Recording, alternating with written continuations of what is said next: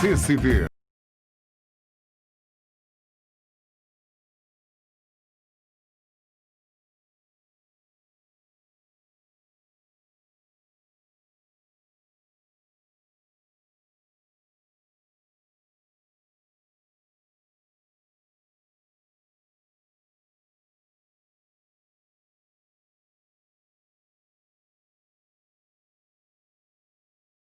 Boa tarde ao senhor. Programa Bernardo Filho, mais uma vez, em sua companhia, em sua residência, em seu estabelecimento comercial, onde a senhora, onde o senhor estiver. Agradecendo, e não posso nunca deixar de fazê-lo, a paciência, a gentileza e o carinho que a senhora e o senhor concedem ao nosso programa. Muito obrigado por tudo, mesmo de coração. Eu hoje estava pensando, o mês que vem, de fevereiro, o programa Bernardo Filho vai completar 13 anos no ar na TV Petropolitana. Começamos no canal 10, depois fomos para o canal 19 e agora estamos aqui no canal 16. Mas são 13 anos na companhia da senhora, na companhia do senhor. E muito me alegra, porque nada dura 13 anos se não cair no agrado popular. Essa é a grande verdade. Meus telespectadores de Três Rios e Paraíba do Sul, aquela promessa que eu fiz nos 2 programas anteriores está prestes a acontecer. Em breve, novidades aí para vocês de Três Rios, para a população de Três Rios e para a população de Paraíba do Sul. Eu queria começar o programa hoje comentando um assunto que me chamou bastante atenção essa semana, que foi o banimento, a exclusão do presidente Donald Trump, presidente dos Estados Unidos, das redes sociais. Ele foi excluído do Facebook, foi excluído do Twitter, foi excluído do Instagram, enfim. Esse é o tipo de atitude de desconstrução de um político. A esquerda, ela tem esse viés. Ela oportuniza essa desconstrução e cria, a partir de pequenos fatos, uma maneira de destruir uma pessoa. A Câmara, nos Estados Unidos, o Congresso americano, já votou o impeachment de Trump. Notem que o mandato terminaria no dia 24 agora. Para que isso? E eu respondo. O impeachment passou no Congresso, que seria a Câmara deles, e agora vai para o Senado, para julgamento no Senado. Isso nada mais é do que tentar arruinar a reputação de um político. E ele estando empichado, ele não poderá mais concorrer. Ou vai levar vários e vários anos para voltar a poder concorrer novamente à vaga de presidente. Eles não querem que daqui 4 anos, com o governo ruim que Biden vai fazer, e isso é uma certeza, que o Trump volte nos braços do povo. Eles querem aniquilar essa chance. É muito triste, porque a gente vê a democracia sendo chutada, avacalhada, desprezada, enfim, não tendo o espaço que ela, por direito, deveria ter. Por outro lado, é muito perigoso esse fato do banimento das redes sociais do presidente Trump, porque essa é uma porta aberta a outros banimentos. Não se surpreendam, se amanhã ou depois, e isso talvez não esteja muito longe, essa censura se torne ainda maior. E não só para o presidente Trump, mas sim para todas as pessoas do mundo. Qualquer um vai estar sujeito a ser calado. Olha, Bernardo, você está exagerando. Eu não estou. É aquilo que eu digo, eu tenho quase 68 anos de estrada. 68 anos de vida me deram uma bagagem para enxergar certas coisas e desconfiar de outras. Não me cheira bem. Confesso que não me cheira bem. o que está acontecendo nos Estados Unidos no momento, além de ser altamente perigoso para a democracia, conforme eu falei, abre portas para mais excessos, isso não é bom. E eu quero crer que alguma coisa, talvez muito séria, ainda possa acontecer até o dia 24. Não se surpreendam se alguma coisa muito séria acontecer até o dia 24. É possível, sim. Bom, eu gostaria agora de mudar um pouquinho de assunto e falar do fiasco que foi essa eficácia da vacina Coronavac, dessa vacina chinesa. A vacina que começou com mais de 90% de eficácia, caiu para 78% e agora ficou em 50,38%. Eu dou um exemplo de compreensão disso, ou para uma maior compreensão disso.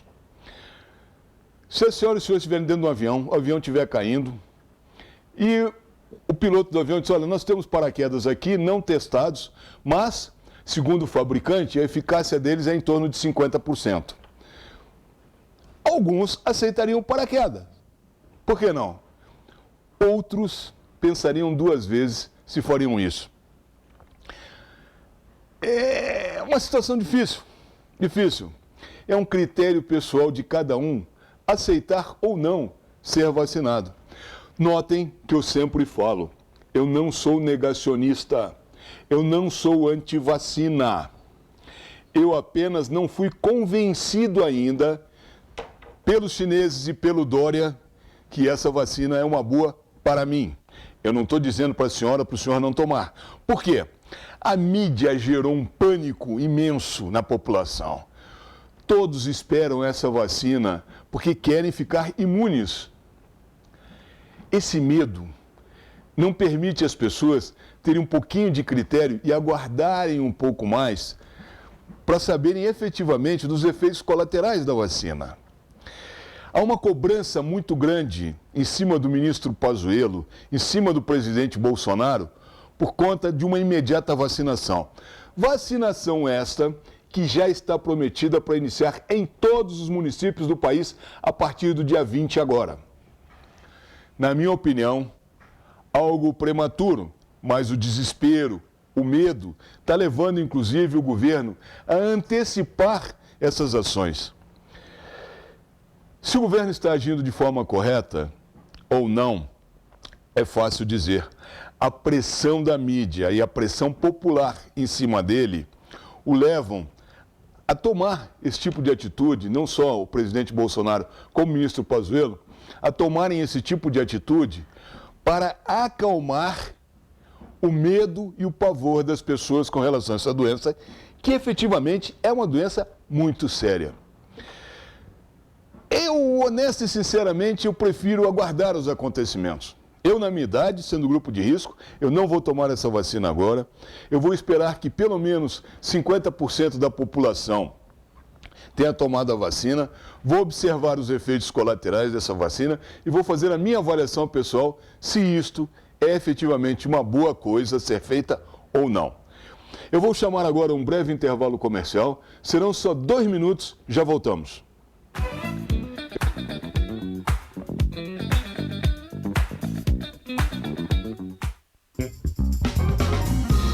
Ideal Parque. Quer conforto ao estacionar? Com manobristas à sua disposição, pelo menor preço do Alto da Serra? E ainda ganhar um estacionamento grátis a cada 10 períodos utilizados? Venha ao seu mais novo ponto de parada na Rua Teresa. Ideal Parque, em frente ao Shopping ABC, Rua Teresa, 1380.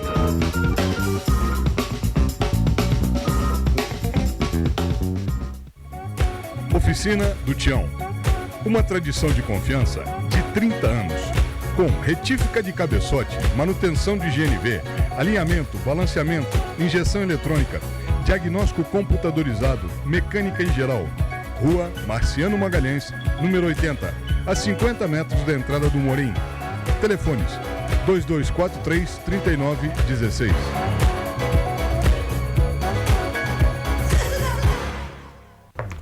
Cláudia Raia, você por aqui? Sim, a Oral Unique é minha clínica odontológica, aqui que eu cuido do meu sorriso. Para começar, dá uma olhada nessa clínica. Estrutura premium, consultórios modernos, centro cirúrgico, equipamentos de última geração. E ainda tem o melhor, o atendimento próximo e humanizado dos especialistas da Oral Unique. Já decidi, meu tratamento será aqui, na Oral Unique. Oral Unique.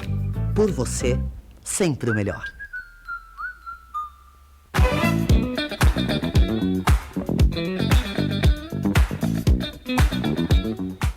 Muito bem, retornamos. E eu queria comentar agora sobre a visita do governador Cláudio Castro, governador interino no lugar do governador Wilson Witzel, que foi afastado, que está sofrendo um processo de impeachment. Queria comentar a visita do governador aqui aos municípios serranos, Friburgo, Teresópolis e Petrópolis e Areal. Houve um excesso de oba-oba na visita do governador. Políticos querendo aparecer, grudando no governador ou levando suas reivindicações até o governador, mas esquecendo que o motivo da visita do governador à região serrana, ou seja, a transferência do gabinete do governo estadual para a Serra, era em homenagem aos 10 anos da tragédia do Vale do Cuiabá, de Teresópolis e de Friburgo.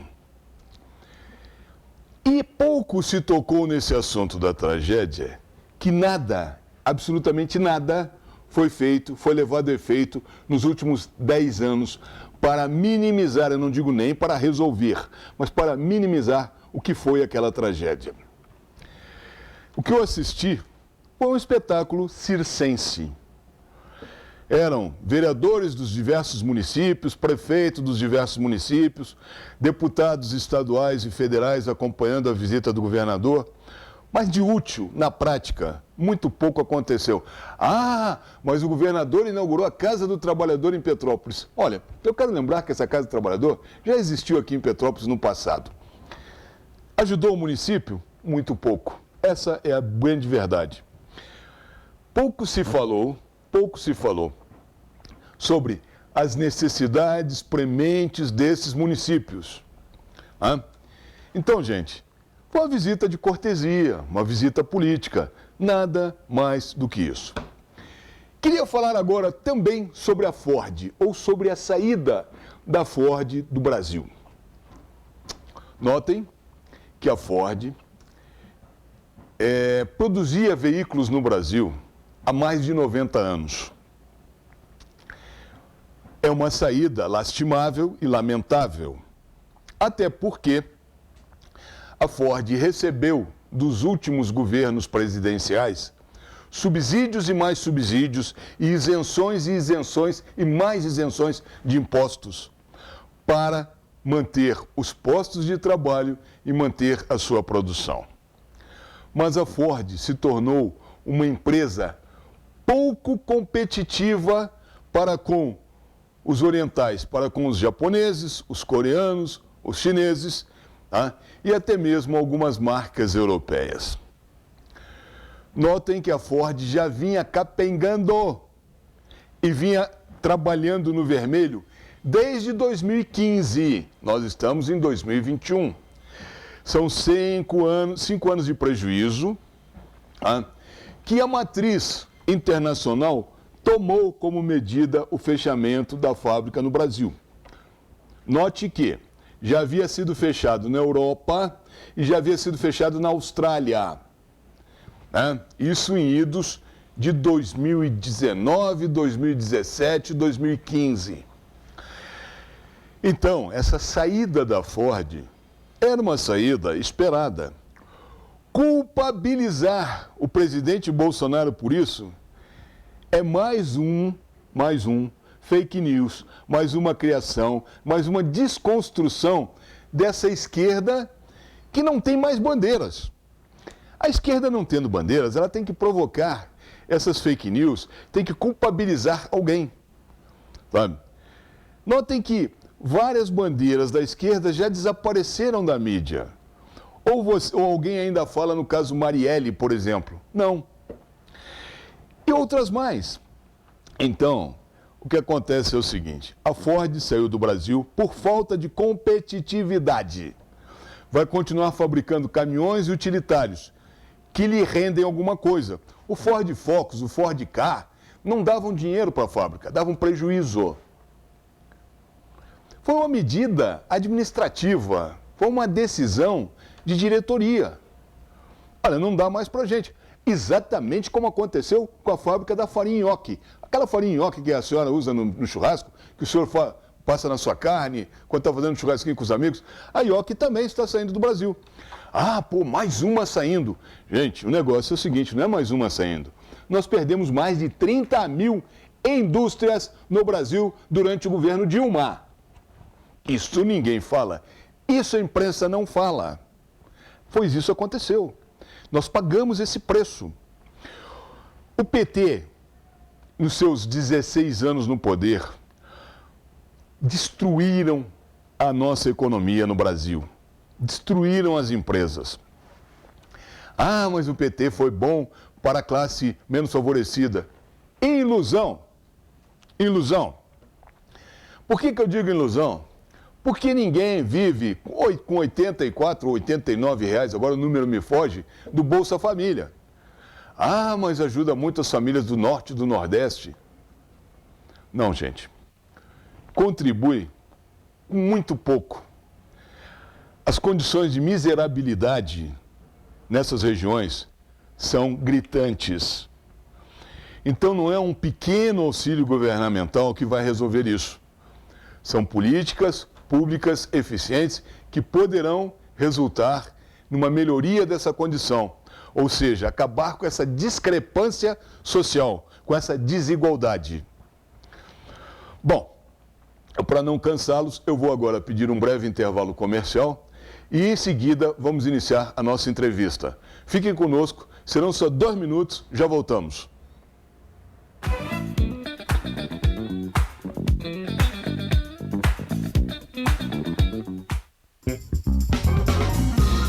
Ideal Parque. Quer conforto ao estacionar? Com manobristas à sua disposição, pelo menor preço do Alto da Serra? E ainda ganhar um estacionamento grátis a cada 10 períodos utilizados?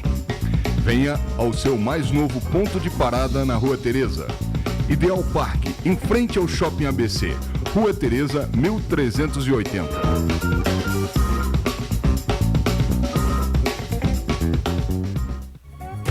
Oficina do Tião. Uma tradição de confiança de 30 anos.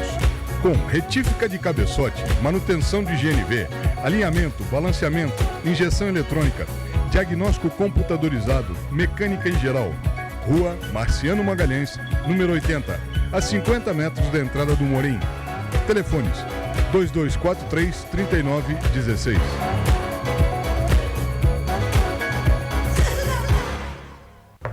Cláudia Raia, você por aqui? Sim, a Oral Unique é a minha clínica odontológica, aqui que eu cuido do meu sorriso. Para começar, dá uma olhada nessa clínica. Estrutura premium, consultórios modernos, centro cirúrgico, equipamentos de última geração. E ainda tem o melhor, o atendimento próximo e humanizado dos especialistas da Oral Unique. Já decidi, meu tratamento será aqui, na Oral Unique. Oral Unique.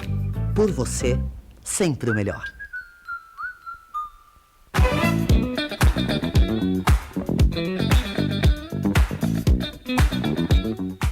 Muito bem, retornamos e vamos iniciar agora a nossa entrevista.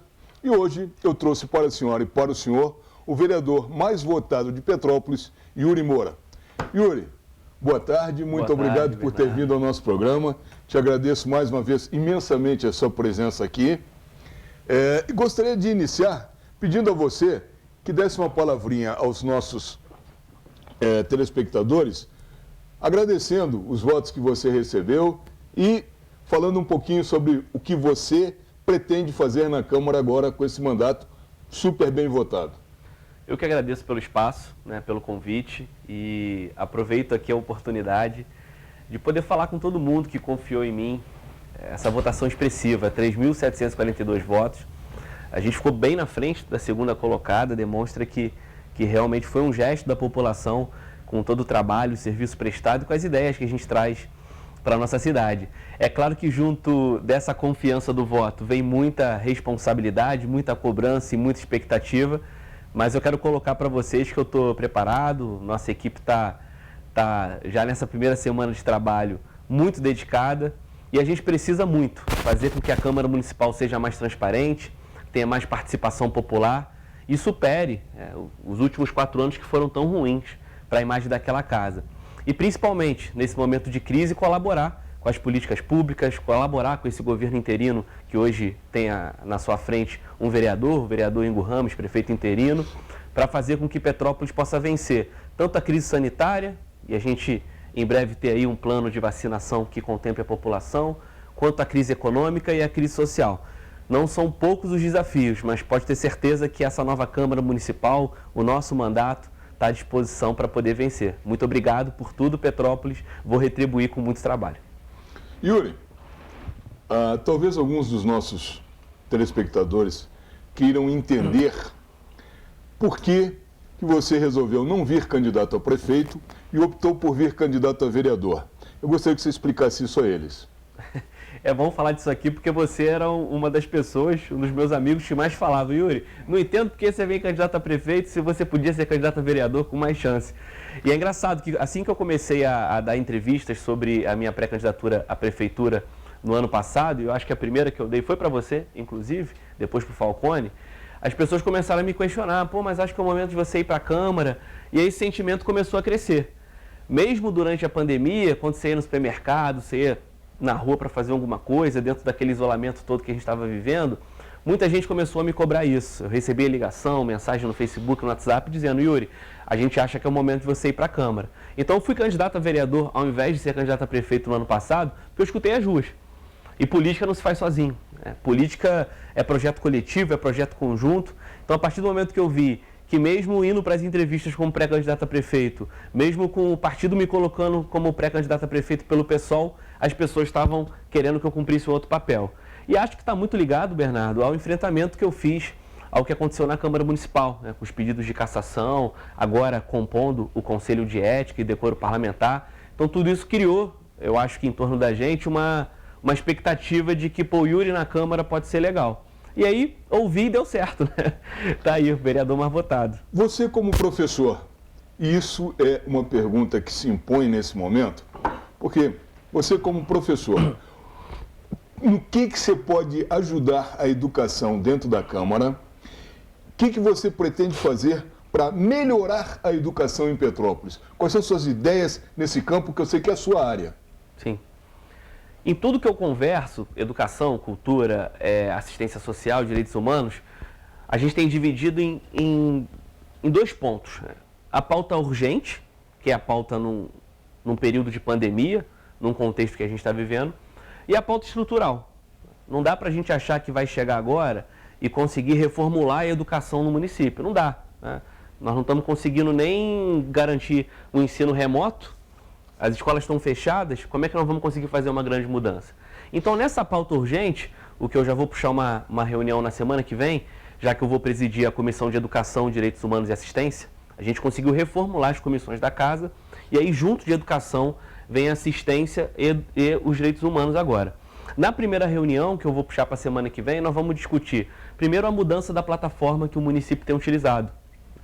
Tanto minha mãe quanto minha tia são servidoras da educação e falam muito comigo, né? Pô, essa plataforma, ela faz com que o servidor fique muito preso, a servidora fica 8, 10, 12 horas de trabalho no WhatsApp e no computador, a gente tem que melhorar isso. Então, vou sentar com a Secretaria de Educação e vamos tentar pensar uma outra plataforma.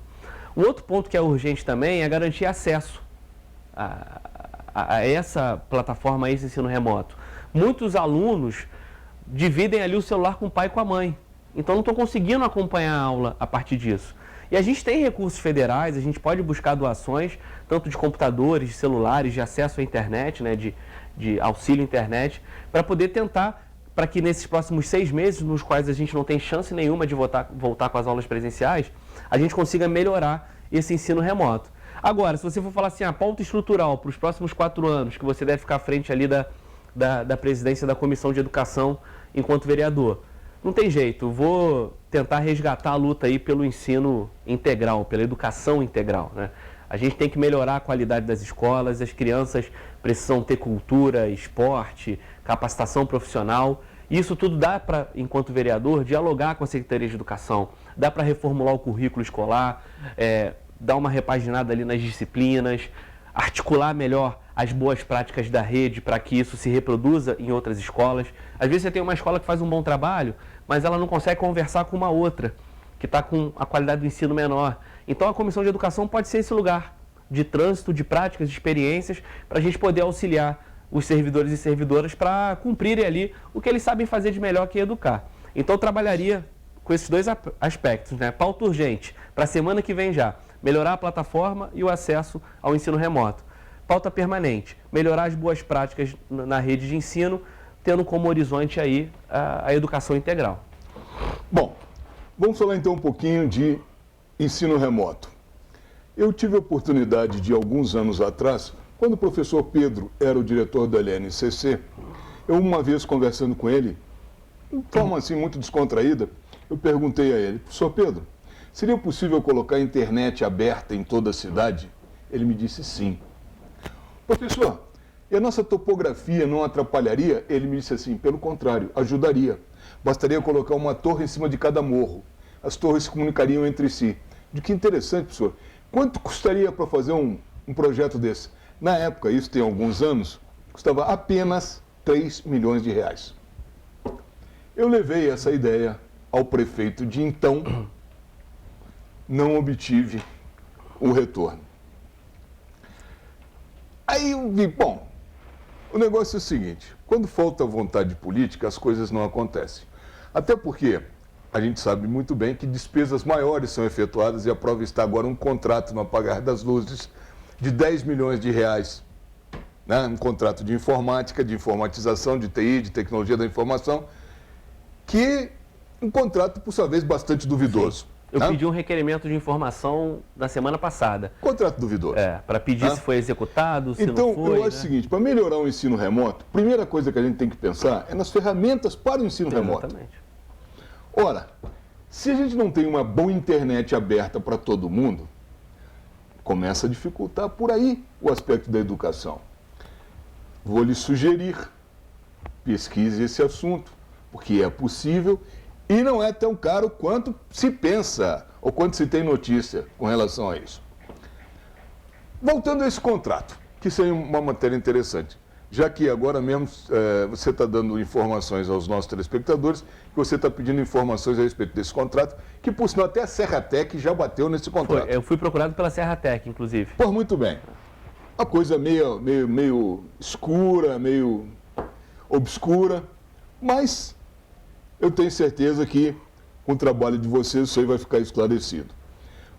Mas você também participa de um outro grupo de trabalho, junto com o vereador Otávio Sampaio, que é com relação à prorrogação do contrato da Sinal Parque, que faltava 5 anos para vencer e foi prorrogado por mais 10 anos.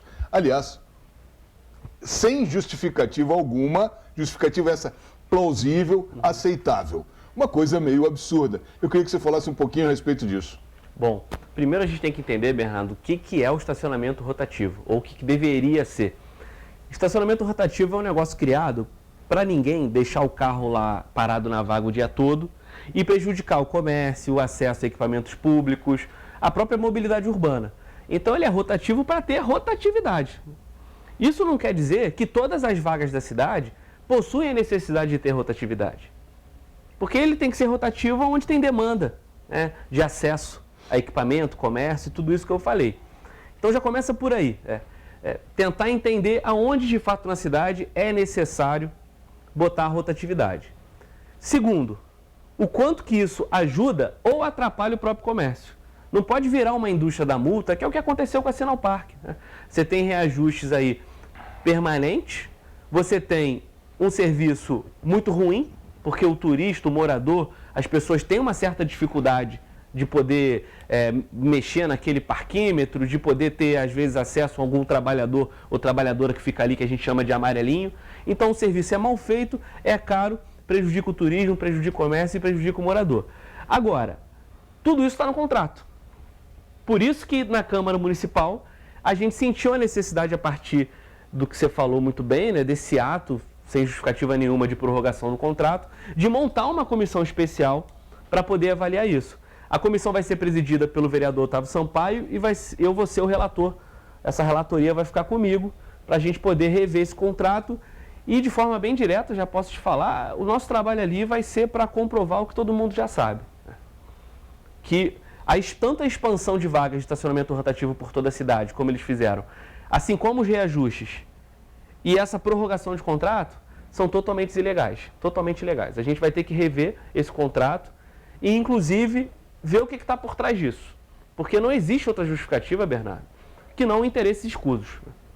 Não teria motivo nenhum para a prorrogação desse contrato, senão interesses escusos. E aí agora com a comissão montada, com esse objeto bem específico, o pessoal até brinca, pô, como é que tu e o Otávio vão trabalhar ali? Não, o objeto é bem técnico, a gente só tem que entender o que está sendo descumprido do contrato, né? E o porquê que ele foi prorrogado. Para poder tentar fazer com que, de fato, a gente tenha aqui em Petrópolis, independente de qual for o modelo que nós vamos discutir, um estacionamento que tenha rotatividade, mas que não seja uma indústria da multa. Então eu tenho um problema grave com a Sinopar, eu tenho 2 ações contra ela na justiça, o Otávio Sampaio também possui ações, então é uma oportunidade de a gente dar transparência a esse contrato e principalmente dar oportunidade para o comerciante da Roteireza, para o pessoal do Polo de Modas do Bingen, que ao longo da campanha toda reclamava com a gente, dizendo que aquilo ali não estava ajudando. Então estou bem esperançoso e fico feliz de que todos os vereadores votaram com a gente pela abertura dessa comissão. Não, a bem da verdade, tem locais que eu não entendo por que existem vagas e sendo exploradas pela Sinopar de estacionamento rotativo. Alto da Serra é um exemplo, não dá para entender. O Retiro é outro exemplo, não dá para entender. O Bingen é outro exemplo, não dá para entender. Eu até acredito que na Rua Tereza, essa rotatividade de pessoas estacionadas fazendo compras até caberia. Um rotativo na Rua Tereza, uma cobrança na Rua Tereza. Assim como no Centro Histórico, apenas nesses 2 lugares. Eu sei que os comerciantes da Rua Tereza agora vão ficar chateados comigo, mas eu vejo ali uma certa agilidade, até favorecendo os comerciantes. Opinião pessoal minha, salvo o melhor juízo da opinião dos senhores aí, que vivem o dia a dia da Rua Tereza, eu posso estar totalmente equivocado. Mas eu queria te fazer uma outra pergunta. Nós tivemos 6 votos apenas para a eleição da presidência da Câmara na pessoa do vereador Ingo Ramos. 6 votos. Contra 8 votos, ou contra o voto de 8 vereadores que não votaram no Ingo. O Gil Magno não votou, né? Portanto teríamos 14 votos, 8 contra, 6 a favor. Aliás, nem contra, pessoas se lançaram para a presidência da Câmara porque não queriam votar no Ingo. Eu te pergunto o seguinte, no que acabar esse governo provisório, esse governo tampão do Ingo, caso haja uma nova eleição, que nem isso está 100% certo, a renovação das eleições Sim. ainda não pode se afirmar com 100% de certeza que acontecerá, mas caso haja um retorno do Ingo daqui 5 meses, 6 meses, 7 meses, como é que você vê a figura da Câmara num momento assim que houve uma cisão muito grande de escolha do seu líder? Já que a Câmara, conforme você mesmo falou, vem com uma imagem bastante desgastada nos últimos anos. Essa votação irá influenciar em alguma coisa? Eu acho que não, Bernardo, acho que não. Primeiro porque a relação ali, minimamente, está boa, né? Muitos quadros novos, vereadores de primeiro mandato. Eu tenho divergência ideológica muito forte com um e divergência ética muito, muito forte com o outro que estão ali. No geral, com os outros colegas, eu transito muito bem e sinto que, apesar das divergências internas, hoje a Câmara busca ter uma boa relação e entende essa responsabilidade de mudar a imagem da casa para fora. E é o que você falou, não se muda do dia para a noite, se muda com prática. A gente não vai fazer uma Câmara Municipal diferente da que estava lá, fazendo a mesma coisa que os caras estavam fazendo na última legislatura. Então eu estou confiante. Agora, sobre essa possível divisão, eu acho que é normal. Porque não foi uma eleição só para ser presidente da casa. Foi uma eleição que colocou esse presidente como prefeito interino. E aí você tem uma pluralidade de partidos ali e de histórico político que cada um vai para um lado. Natural. Eu fui candidato à presidência da casa, logo como prefeito interino. Eu já tinha divulgado que era candidato há 2, 3 semanas antes do dia 1º, da posse, que foi a eleição da mesa diretora, mas alguns colegas lançaram 2, 3 dias antes desse dia 1º. Então, conforme o debate público vai acontecendo, eu acho que cada um tem o direito de defender o projeto que acredita. Agora, o que eu defendi e ainda defendo é que esse governo interino, independente agora no nome do Ingo, poderia ser no meu, do Eduardo, da Gilda ou do Lessa, ou do próprio Otávio, que foram os candidatos, ele precisa ser um governo de coalizão. O que é um governo de coalizão? É um governo que a gente sai loteando a prefeitura e dá cargo para cada vereador? Não. É um governo de coalizão à la parlamentarismo. Que é o quê? Todos os vereadores se comprometem em colaborar, independente do prefeito que está lá. Porque fomos nós que elegemos ele. Eu posso ter sido candidato e ter votado em mim. Mas eu tenho responsabilidade nesse pleito, que fez o Ingo, poderia ter feito o Lessa, ou ter feito a Gilda, ou o Otávio, ou o Eduardo, presidente da casa, logo o prefeito interino. Então não dá para agora a gente tomar uma posição e lavar as mãos, né? Tem um vereador lá como prefeito interino e deixa ele tocar do jeito que for. Não, pelo contrário. A gente tem que fiscalizar, tem que contribuir e, principalmente, entender que essa responsabilização da população vai ser em todos nós. Porque quem está lá é um vereador. Infelizmente, as urnas não foram ouvidas pela justiça ainda. Eu tenho muitas divergências com o Rubens Bontempo, tenho mais divergências ainda com o Bernardo Rossi, mas a eleição deveria ser validada. O Rubens Bontempo é o prefeito eleito. Ele deveria assumir porque o povo escolheu o Rubens Bontempo. Eu fiz esse discurso na hora que eu era candidato a presidente da Câmara e a prefeito interino. Eu posso ter divergências absurdas com ele, mas ele foi escolhido pelo povo. Só que a gente sabe que esse imbróglio jurídico ainda tende a continuar. E o que o vereador que está eleito, eu e mais os 14 que estão lá, precisam fazer quanto a isso? Ajudar a cidade na crise. Se é o Ingo que é do DEM, se é o Otávio que é do PSL, se é o Yuri que é do PSOL, nesse momento, isso tem que ficar de lado.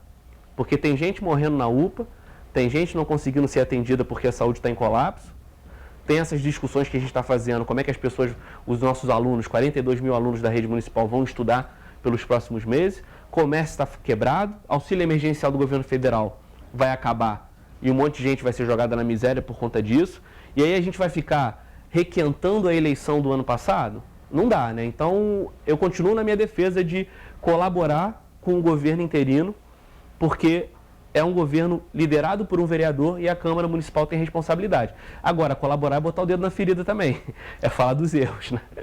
Eu queria agora falar de 3 assuntos que eu reputo como os mais graves no momento e os que necessitam um olhar mais acuado, mais firme, um olhar talvez até um pouco mais carinhoso. Eu ia dizer um olhar acurado, mas eu prefiro dizer um olhar mais firme. Primeiro é a saúde, transporte e agora a ausência do auxílio emergencial, o fim do auxílio emergencial, que coloca 39 mil petropolitanos, 39 mil petropolitanos sem receber o auxílio emergencial, voltando ao status quo anterior à pandemia, à quarentena. E se você levar em conta a família, se você pegar 39 mil e multiplicar por 3, você está falando de 120 mil petropolitanos, é quase metade da população. Não resta a menor dúvida. Eu queria, já que nós precisamos falar desses 3 assuntos, eu queria começar pela saúde.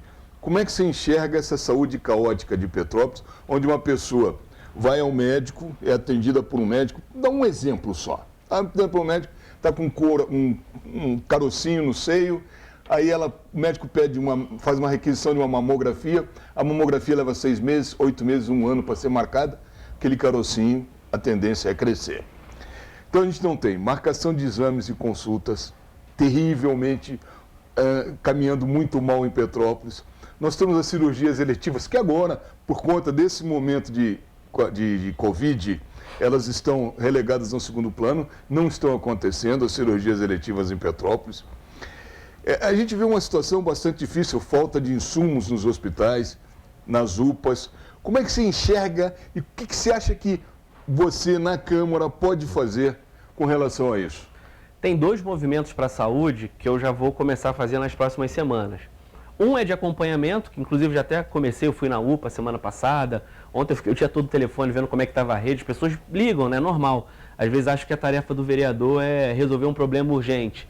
Não é, especificamente. Só que como isso está ligado a um trabalho de fiscalização, Então eu atendo as pessoas, eu ligo. Ontem 3 pessoas me ligaram dizendo, não estou conseguindo atendimento. Aí eu fui, liguei para a secretária, liguei para a diretora, para ver como é que estava redimensionada a rede, que é justamente esse desafio que eu estou dizendo.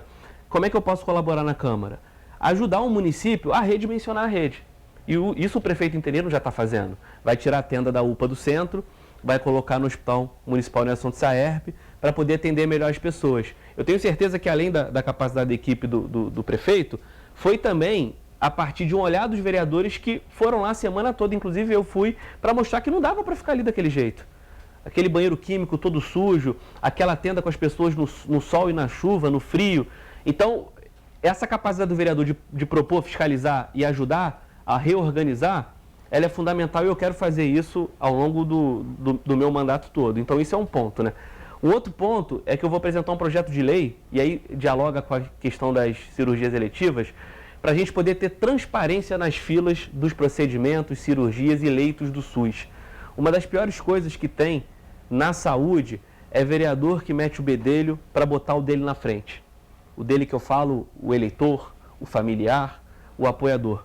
E aí você perde o critério médico na hora de alguém que precisa de uma cirurgia ou de uma urgência de ser transferido para ser internado ou para um leito de UTI. Então a gente já está redigindo lá no meu gabinete, foi uma promessa minha de campanha, nós vamos criar um projeto de lei para que o Executivo tenha que disponibilizar no site da Prefeitura, através do cartão SUS, ou seja, o nome de ninguém vai ficar lá, vai ficar o número do cartão SUS, a ordem de fila de espera dos procedimentos. Quem vai fazer um procedimento de coração, qual é a fila? Tem lá 100 pessoas na fila de uma cirurgia eletiva. Você vai acompanhar lá que você está em quinto com o teu cartão SUS. Se você cair para nono, aconteceu alguma coisa. Você vai procurar o vereador, vai procurar a Secretaria de Saúde, vai procurar a empresa, vai falar, o que está acontecendo? Por que eu era o quinto, estava na expectativa de ter meu procedimento daqui a 3 meses e agora eu sou o nono? Ah, porque teve uma decisão judicial. Ok, isso acontece. Ah, não, porque o secretário de saúde ou o vereador tal conhece alguém e pulou. Não pode. Então, eu acredito que com transparência a gente tende a ajudar a acabar com essa espera absurda, porque boa parte da espera, além da incapacidade do poder público conseguir realizar os procedimentos, que realmente falta dinheiro às vezes, mas é muitas vezes por conta disso, do quem indica. Nós temos que acabar com quem indica. Vamos agora ao segundo ponto, que também é um ponto crucial para a sociedade petropolitana, que é o transporte. Sim.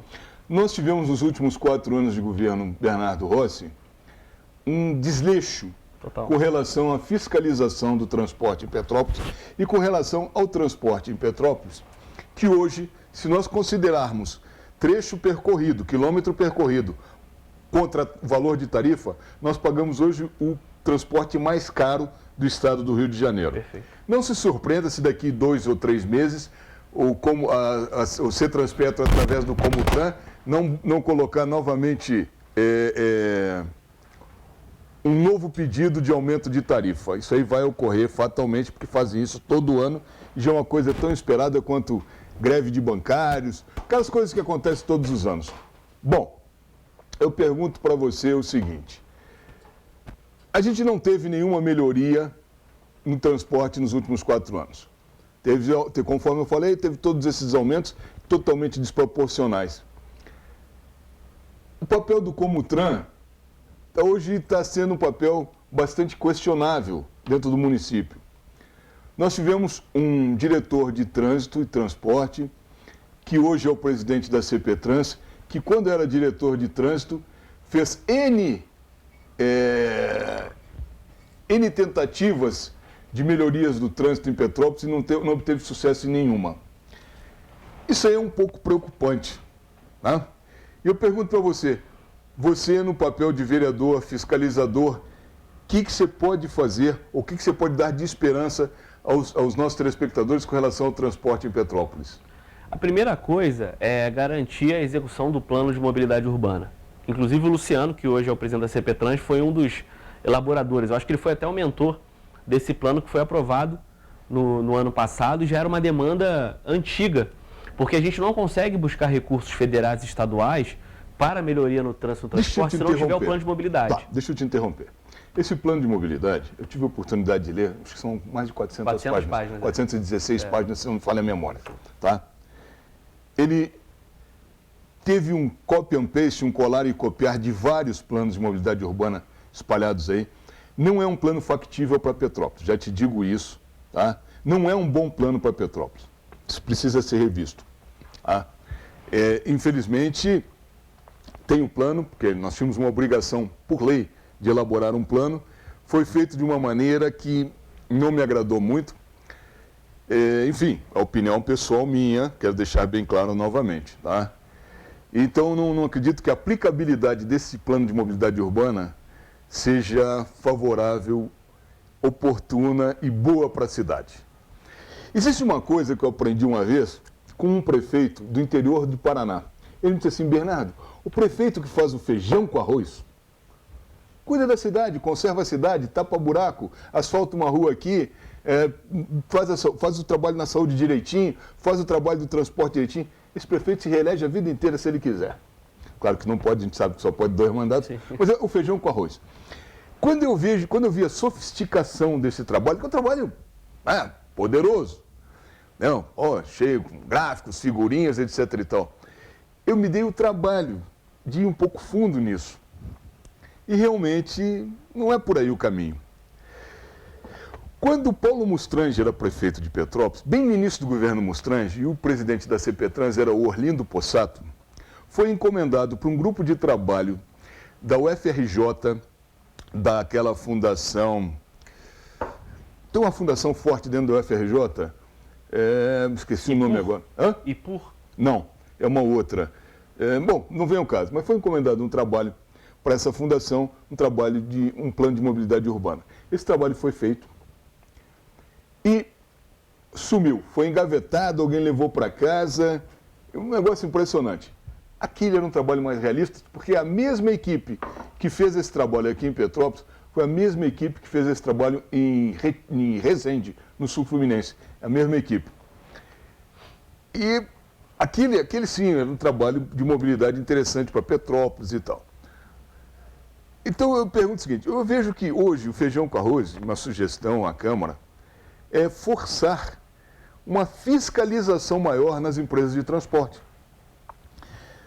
Horários de ônibus.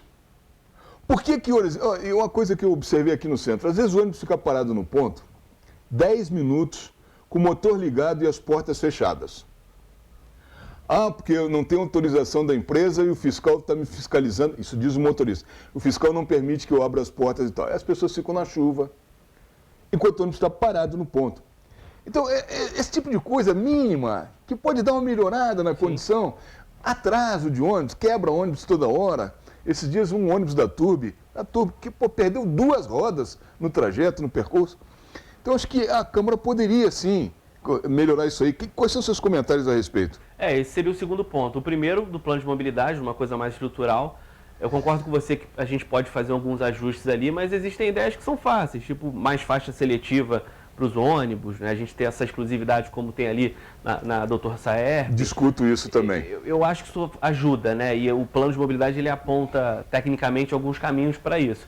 Mas agora, da fiscalização, que é o trabalho maior que eu posso fazer na Câmara, junto lá dos meus pares, inclusive o presidente da Comissão de Trânsito e Mobilidade Urbana, se eu não me engano, vai ser o vereador Júnior Coruja, que também tem uma relação com os rodoviários como eu. Esse trabalho de fiscalização já começou, né? Eu hoje mesmo vou passar nos terminais para poder acompanhar, porque eu tenho 2 preocupações urgentes. Primeiro, que é a redução da frota das empresas de ônibus, que está inclusive incompatível com os acordos que foram feitos por conta da questão sanitária. Tem muita gente dentro do ônibus enlatada no momento de pandemia, não tem sentido nenhum isso. E o segundo é da dupla função dos rodoviários, que as empresas estão descumprindo a lei, estão descumprindo um acordo com o sindicato e estão pressionando inclusive os cobradores. Eu recebi aí no final de semana várias ligações, várias mensagens por WhatsApp de que as empresas, principalmente a Cidade Real, têm pressionado muito. Então eu vou lá no sindicato agora, vou nos terminais e o que eu vou fazer? Respondendo a tua pergunta de forma mais direta. Eu já pedi para a minha equipe montar um padrão, uma espécie de um boletim, um requerimento padrão, na qual eu vou enviar para a CPTrans as multas quase que montadas. Eu não posso multar ninguém, quem multa é a CPTrans. Mas eu vou vou dar uma juntada em tudo que eu ver de irregularidade e já vou oficiar a CPTrans com tudo montado. Então a CPTrans não vai poder fazer o corpo mole que fez nos últimos anos aí do governo Bernardo Rossi. De falar assim, existe uma certa irregularidade, mas a gente foi fiscalizar, estava tudo tranquilo, fazia uma vista grossa. Você pode ver que no ano passado todo, no meio da pandemia, eu só vi a CPTrans multando uma empresa uma vez, que foi a Turbi. Que ela estava descumprindo a questões, que foi uma multa de R$800. Então, assim, multou para fingir que está multando. Então eu vou começar a produzir as multas. E vou entregar na CPTrans, minha equipe já está fazendo isso, vou entregar na mão da CPTrans e do sindicato e da CETranspetro. Sindicato dos Trabalhadores, CETranspetro, que é o sindicato das empresas de ônibus, e da CPTrans. Vou entregar, está aqui, ó, as irregularidades. E aí vou pressionar. E se a CPTrans não respeitar a gente enquanto vereador, eu vou no Ministério Público, eu vou na Justiça, eu vou correr atrás, porque se não multar, as empresas de ônibus vão continuar fazendo o que querem. Esses caras só olham quando dói no bolso deles. Yuri, eu teria mais N perguntas para fazer para você e eu gostaria que essa conversa se prolongasse mais, mas eu vou precisar, por conta do nosso horário de TV, e TV o horário é uma coisa brutal, é uma guilhotina no nosso pescoço, eu vou abrir um espaço agora para suas despedidas. Fique à vontade. Primeiro, te agradeço, é sempre bom estar contigo, é uma conversa num nível muito bom de política pública, né, de reflexão sobre a nossa cidade. Agradecer de novo a todo mundo que confiou em mim e a quem está conhecendo o nosso trabalho agora também. Me acompanha nas redes sociais, no Instagram, no Facebook, me visita lá na Câmara Municipal, estou no segundo andar lá à esquerda, na verdade no terceiro andar, né, depois do plenário lá, agora como membro da mesa diretora, como primeiro secretário da Câmara Municipal. E meu trabalho vai ser nesse sentido, para diminuir o custo de vida em Petrópolis a partir do enfrentamento a essas máfias, empresa de ônibus, Sinalpark, Águas do Imperador, que a gente também tem que olhar esse contrato que tanto prejudica o petropolitano, e fazer com que a política seja voltada para o bem comum, que a gente resgate a boa política. Para isso tem que mudar a Câmara Municipal e o meu trabalho lá vai ser para isso, mais transparência, mais participação, para que o petropolitano possa se apropriar daquela casa que deve voltar a ser dele. Se o Legislativo é a casa do povo, a gente tem que botar o povo lá dentro e eu vou estar lá para isso. Muito obrigado, estou à disposição, não vai ser fácil, né? A gente está lutando contra grandes interesses, vão tentar diminuir a nossa imagem, vão tentar questionar a nossa trajetória, vão criar fake news, mas eu estou preparado porque eu sei que eu tenho muita gente boa do meu lado. Muito obrigado, Bernardo. Yuri, mais uma vez, muito obrigado. Eu espero que você volte em breve aqui ao nosso programa, para nós terminarmos e concluir essa entrevista. Eu me esqueci de te parabenizar pelo fato de você hoje ser o primeiro secretário, ter sido eleito primeiro secretário da Câmara. Isso é uma posição muito importante para o seu partido. Você não pode imaginar a grandeza dessa sua posição de primeiro secretário na Câmara, do que isso representa para o seu partido. Com o tempo, você, inclusive, vai me dar razão novamente. Olha, eu vou pedir um breve intervalo comercial. Serão só 2 minutos, já voltamos.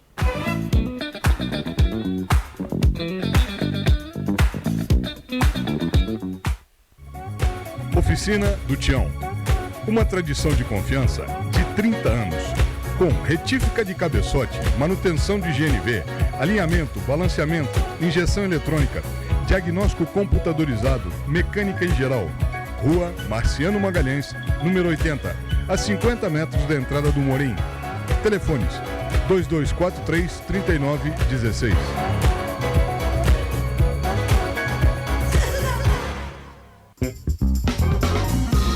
Ideal Parque. Quer conforto ao estacionar?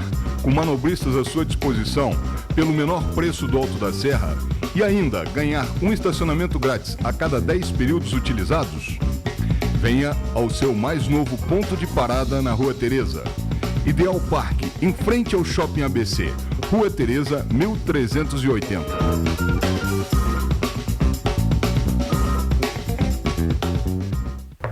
Cláudia Raia, você por aqui? Sim, a Oral Unique é a minha clínica odontológica, aqui que eu cuido do meu sorriso. Para começar, dá uma olhada nessa clínica. Estrutura premium, consultórios modernos, centro cirúrgico, equipamentos de última geração. E ainda tem o melhor, o atendimento próximo e humanizado dos especialistas da Oral Unique. Já decidi, meu tratamento será aqui, na Oral Unique. Oral Unique.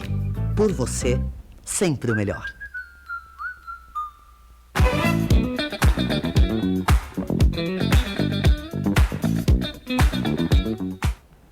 Muito bem, estamos de volta e a entrevista com o Yuri, que acabou agora há pouco, eu falei que eu não me lembrava o nome daquela fundação da UFRJ que fez um plano de mobilidade urbana no início do governo Paulo Mustrangi, que era uma equipe que também fez o plano de mobilidade urbana para a cidade de Resende. E que eu disse que esse plano era um plano muito bom, mas que simplesmente sumiu e nunca foi colocado em prática. Desapareceu em alguma gaveta, alguém levou para casa inadvertidamente, enfim. Mas a fundação, o nome dela é Coptec. É uma fundação da UFRJ que tem técnicos especializados em mobilidade urbana. Eu queria também falar um outro assunto. Eu peço primeiro desculpas por ter esquecido o nome da Fundação Coptec, mas está sanado a informação. Eu queria também colocar uma coisa interessante agora, que essa semana o presidente Macron, da França, ele falou que a França vai deixar de comprar soja do Brasil e também tentou induzir o pensamento europeu, ou dos líderes europeus, a não mais comprarem soja do Brasil, alegando que a soja do Brasil era fruto do desmatamento da Amazônia.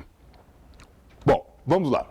Primeiro, trata-se de um presidente extremamente mal informado ou mal intencionado, porque não se planta soja na Amazônia, nem se destrói a mata amazônica para plantar soja.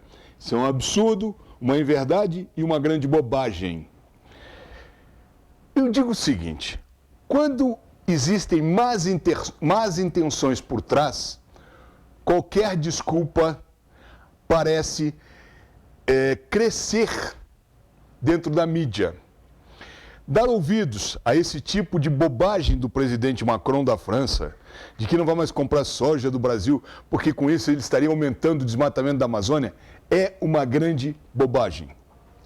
Bom, estamos chegando ao final do nosso programa. Espero que a senhora e o senhor tenham gostado do programa dessa semana. Volto a agradecer a companhia nessa hora que passou, a gentileza, o carinho que a senhora e o senhor têm para com o nosso programa. Continuo dizendo, fiquem à vontade para me parar na rua, para conversar comigo, para me mandar perguntas, para me questionar à vontade. Eu quero dizer que semana que vem vamos ter um novo programa, vamos ter uma nova entrevista, tá? E eu quero desejar à senhora e ao senhor uma boa semana, uma excelente semana. Fiquem com Deus e lembre-se, até aqui nos ajudou o senhor.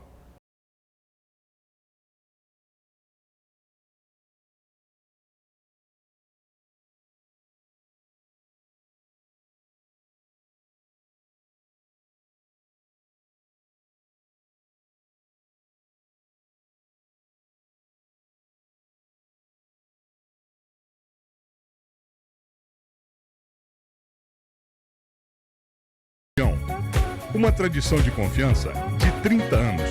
Com retífica de cabeçote, manutenção de GNV, alinhamento, balanceamento, injeção eletrônica, diagnóstico computadorizado, mecânica em geral. Rua Marciano Magalhães, número 80, a 50 metros da entrada do Morim. Telefones 2243-3916.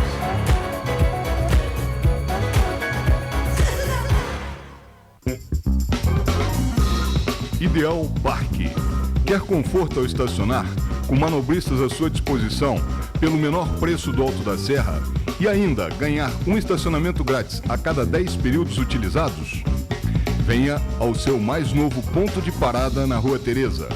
Ideal Parque, em frente ao Shopping ABC, Rua Teresa, 1380.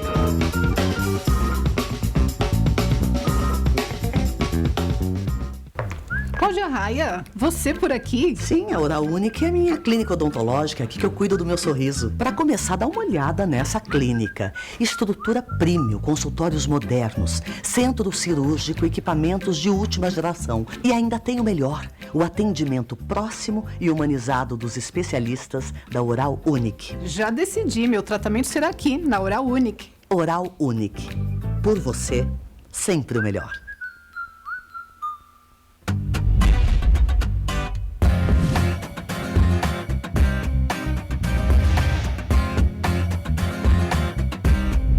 TVC 16. Aqui você se vê.